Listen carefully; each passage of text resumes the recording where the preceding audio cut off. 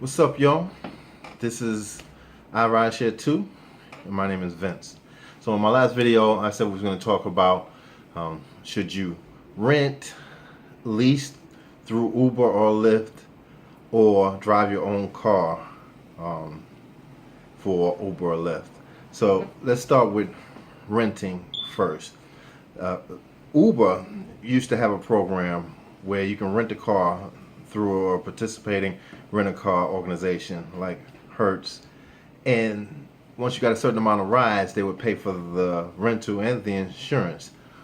As far as I know, Uber doesn't have that program anymore. I've read where that program was discontinued in January, but you can still rent through Hertz um, or whatever participating company was, Hertz, Avis, whichever one it was, and drive for Uber.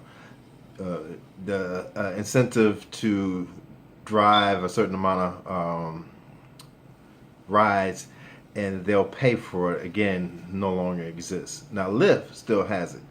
Lyft, you can rent a car through, I think it's Hertz, and they will pay for the rent a car if you get a certain amount of rides. I did the rent a car program with Lyft.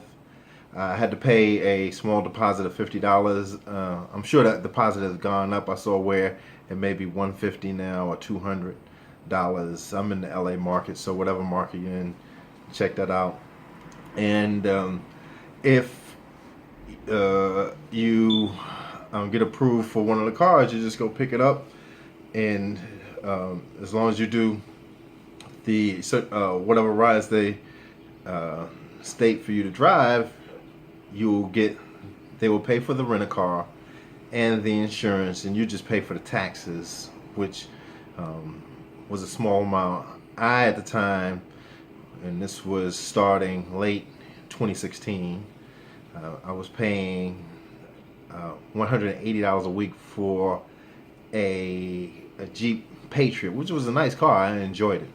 Jeep Patriot gets good gas mileage, and I was driving Lyft for them, the equivalent of whatever Uber X is on that level with Lyft. And let's talk about the pros of renting a car. Under that program, I was had to do 85 rides. Some people say they had to do 75. I just recently read where somebody said they just got a car and they had to do 75. I wish that was me. But I had to do 85 rides. And the pros is they'll pay for the rent-a-car, which was $180 a week, and the insurance, which was a good thing.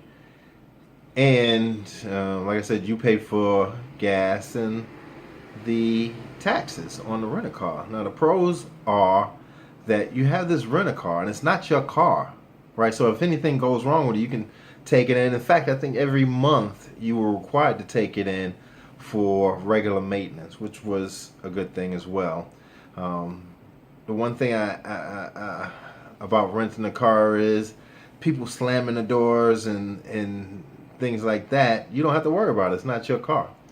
The one of the cons is through Lyft that you can't qualify for any of the bonuses because they're looking at the fact that they're paying this $180 a week is your bonus. All right. So another con, or you can look. I looked at it as a con is that 85 rides you have to work full time with Lyft to do 85 rides. And as I was talking to somebody when I went to pick up the car, he broke it down to 20 rides a day. So if you do 20 rides Monday through Thursday, that's 80. If you do 5 rides on Friday, that would be your 85 rides. And if you're a real hustler, then you can do 20 rides on the 5 days. That's 100. So those 15 rides over and above the 85, you can look at it as a bonus. And if you did 6 days, 20 rides, that's 120 rides. So that would be 15 plus 35 rides over the required 85, and you can look at that as an extra bonus. But you definitely have to keep those wheels turning to hit that incentive. I was talking to somebody, another young lady, when I went to pick up my car. She was bringing hers in for whatever reason, maybe regular maintenance, and she said she had never hit the 85 ride requirement. And if you don't hit the requirement, then you pay for the rent a car, the $180 plus the tax plus your gas. So the rent a car is not such a bad deal if you figure you want to make Lyft, because Uber doesn't have it, a full-time gig. Now you can do it through Uber again, but you're not getting any type of incentives. The advantage to doing it through Uber uh, without getting the incentives is that, again, the car is not yours. The abuse that the car takes doesn't belong to you either. Now let's talk about the leasing program. Now with the leasing program, again, you're paying anywhere between maybe 140. If you're talking about Uber X and Lyft,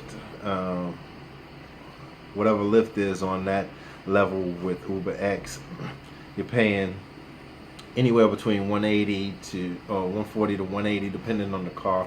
And these are base model cars. I got approved for the Uber Exchange and I was approved for the cars that other Uber X drivers had turned in cars. I was approved for that. I didn't realize, even though I did go to some dealerships to see if I can get a car through them. So I'm not too clear on how that works.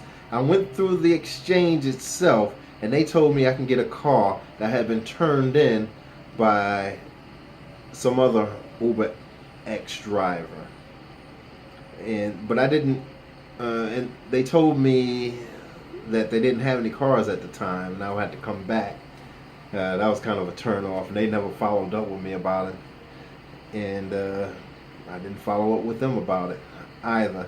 And I went to a dealership, and he was trying to explain to me about the leasing program through Uber. But let's talk about the pros and cons. All right. Let's talk about the pros about leasing. The pros is you're really not locked in. You have to keep it for 30 days. After 30 days, you can turn it back in. I think you have to give them some small amount of notice, maybe 30 days that you're turning it in.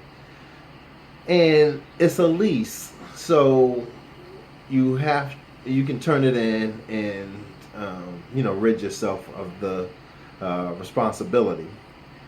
And rack up all the miles you want. It's unlimited miles, I believe. The program lets you have these unlimited miles without penalizing you. Some of the cons are it's $180, $140. That's a lot of money for these type of cars that you can lease on your own and pay maybe $200-$300 a month. In that range. And again, if you do a lease program, you're going to have to stay on the road to earn that lease payment each week, and then you're paying for gas as well. All right, so that's one of the cons. And another one of the pros is, since it's lease, you do qualify for the bonus structure that Lyft and Uber has for you. I didn't experience the lease program myself, but that's what I gather about it. Now let's talk about driving your own car. The pros for me is that I don't want to drive full time for Lyft and or Uber. So if I drive my own car, I can dictate when I drive, and I do it part-time. I'm not paying those exorbitant lease payments or rental payments with my car. And the flexibility of, again, when I decide to drive. Some of the cons, all right, people slamming doors, that is your car, and I can be a little particular about my vehicle. And Another con would be that you're racking up miles on your car, so it depreciates, and that falls on you. If you're the owner of the car and it has a certain value prior to you starting to work for Uber and Lyft, it's going to depreciate more rapidly than if you did not drive for Uber or Lyft. So um, it depends on what you're trying to do. If you feel like you can work full time, I would recommend going with the Lyft rent-a-car program, because it's a good program in that you are not really committed.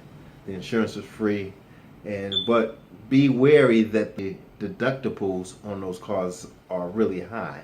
So you may be, if you're in an accident, you may be out of pocket like $2,500. All right, so be wary of that. But I would go with the Lyft rent-a-car program if you feel like you can do it full time, or you do like the young lady and not hit your rides per week, and don't mind paying out of pocket for the rent-a-car course. At least you don't have to pay for the insurance. Now, the leasing deal that they have, I don't see the advantages in it. But if you feel like you don't want to be strapped to weekly minimum ride requirements and you have a vehicle, drive your own vehicle. But be wary of the wear and tear that you're putting on it.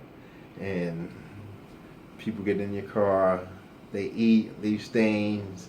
I've had to clean my seats once, and right after that, it got a little bit dirty again. But they have things at the auto parts store that'll fix that. Cloth seat cleaners, what have you, carpet cleaners. So there you have it. As far as renting, leasing, or driving your own vehicle, those are how I perceive the pros and cons are. And whichever one you decide, I wish you good luck. Now, if you enjoyed this video, hit the like button at the bottom. If you didn't like the video, go ahead and hit the like button at the bottom. And don't forget to subscribe to the channel.